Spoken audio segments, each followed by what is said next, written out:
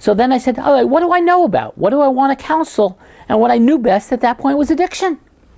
At that point I was, this was 1997, so I was 18 years off cigarettes, and I was 8 years without a drug or drink.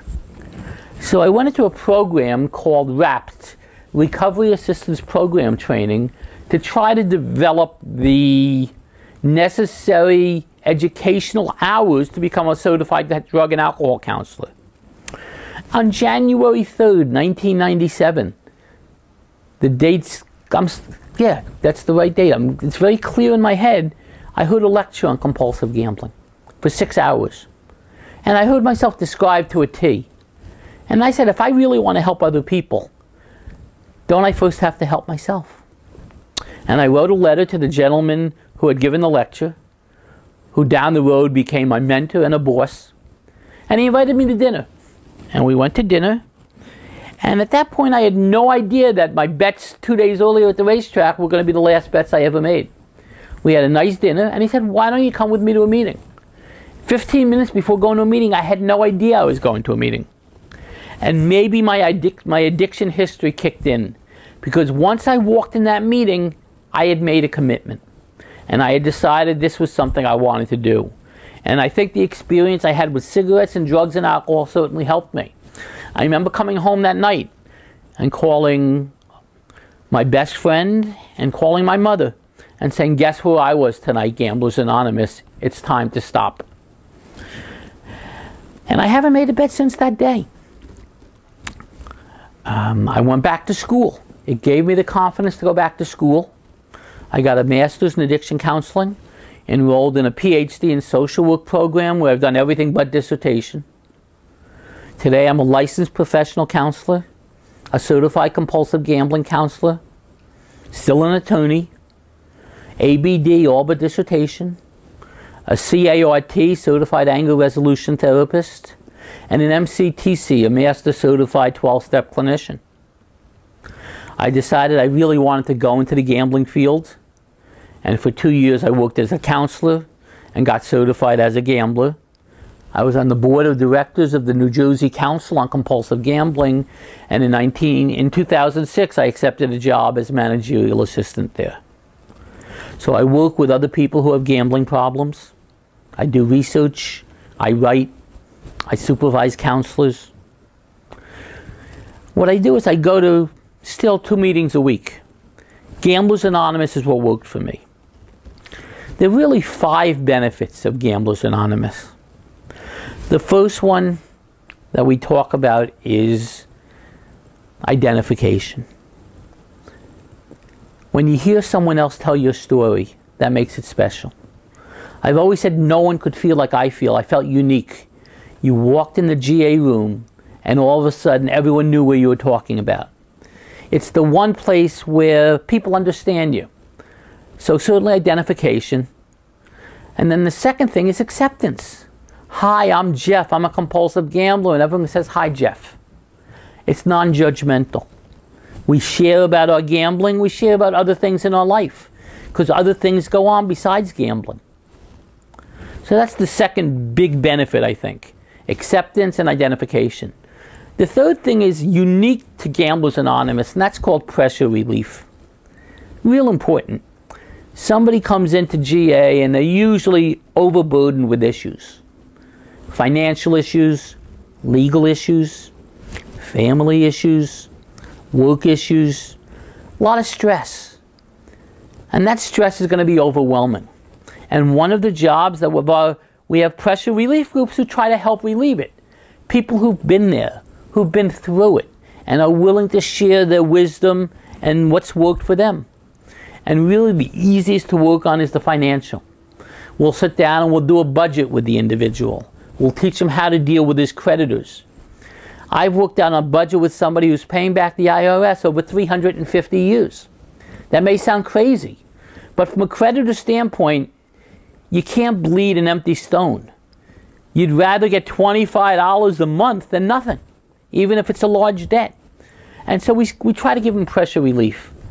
The fourth benefit that's clearly there is the 12 steps. And the 12 steps are very unique to me, they're far more than simply a road to recovery. They're a way of living life. They're what matters to me. It's what teaches me every day.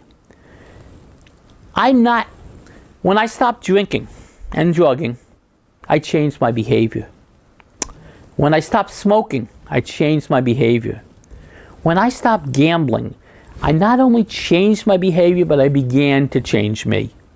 And that has made all the difference, because I began to work on character defects, and that's what the steps teach you. And I identified for myself 3 major character defects: procrastination, stubbornness, and self-pity. The easiest to resolve was self-pity, because what I learned and what I finally understood is that the opposite of self-pity is gratitude. And that rather than focusing on what I didn't have, I focused on what I had. And that made all the difference. Procrastination, I worked to the other extreme pretty much today. Had a funny story a few weeks ago. I got FedEx something that I had to sign. I signed it and I walked it out 5 minutes later to a FedEx machine that was right where my building's located. 10 minutes later, I got a call. We need it, we'll come pick it up. Sorry, I already put it in the drop box, so they couldn't come get it because I checked with FedEx. They said, we can't get it till 5 o'clock. I write my bills the day they come in. So procrastination's pretty gone. Stubbornness is still an issue. And the way it materializes is this. My wife will say something to me, my mother will say something to me, and I'll kind of poo-poo it. And about 3 days later, I'll come up with it as my own thought, and that's when I'll begin to work on it. So the 12 steps are far more than a road to recovery, it's a road to life. It's taught me so much about life, and I love the step meetings I go to. I just was at a 4th step meeting, and I talked about that I do it in writing, and that I keep them over the years. And it's about, understanding not only your weaknesses, but your strengths. So often we focus on weakness. And as a counselor, I've learned how to be strength-focused. Rather than focus on someone's weaknesses, I tend to focus on their strengths. And the 5th benefit of Gamblers Anonymous is that there is someone there for you 24 hours a day. There's a wonderful book by M. Scott Peck called Further Along the Road Less Traveled. And Peck talks about the magic of 12-step groups. And he goes, in times of crisis, we turn to community. And for a gambler, for a drug addict, for an alcoholic, for anyone with an addiction, every day is a crisis. Because there's that potential that I'm going to go out there again. And so that's why we turn to each other. We turn to GA, to the community. I've always said I'm more spiritual than religious. And I don't see the 12-step programs as necessarily religious programs. I see them as spiritual. For a long time, the room has been my higher power. Those are my close friends, the people in the rooms. So for me, Gamblers Anonymous worked. I work as a gambling counselor. And I encourage everyone to go to Gamblers Anonymous. But that doesn't always work. If they are unwilling to go, I bring it to them. I bring it to our sessions. And that to me is a joy. My wife and I went on a cruise last week. And one of the joys of the cruise is that every day at 5 o'clock there's a Friends of Bill W. meeting. Alcoholics, compulsive overeaters, compulsive gamblers, it doesn't matter. I think all addictions are very similar. And they all have 4 things in common. Number 1 is a preoccupation. It's the most important thing in your life. It's what you focus on. It's what you think about. You spend a lot of time planning, etc. The second thing I think about is the fact that it's a progressive illness. That it doesn't get worse. That it doesn't get better, that it gets worse over time. That if we leave it unfettered, we're just going to continue to go down that road. The third thing we look at is the idea of tolerance. Is that down the road we need more and more of the substance, whatever it might be, to get that same buzz. When I began gambling, I could play blackjack at $5 a hand. When I stopped gambling, I was playing at $50 a hand. I remember the last trip I took to Vegas. Here I am with one of my dearest friends, who I see once a year, and he says, let's go play poker. And we sit down at a 1, 2, 3 table. And after 10 minutes, I say, Mitch, I love you, I want to be with you, but this table is not doing it for me. I have to pay in 10, 20 to get that thrill. And that's the tolerance. And the fourth thing is withdrawal. And even with gambling, there is a withdrawal. There's a physical withdrawal, there's an emotional withdrawal, there's a mental withdrawal. All of them.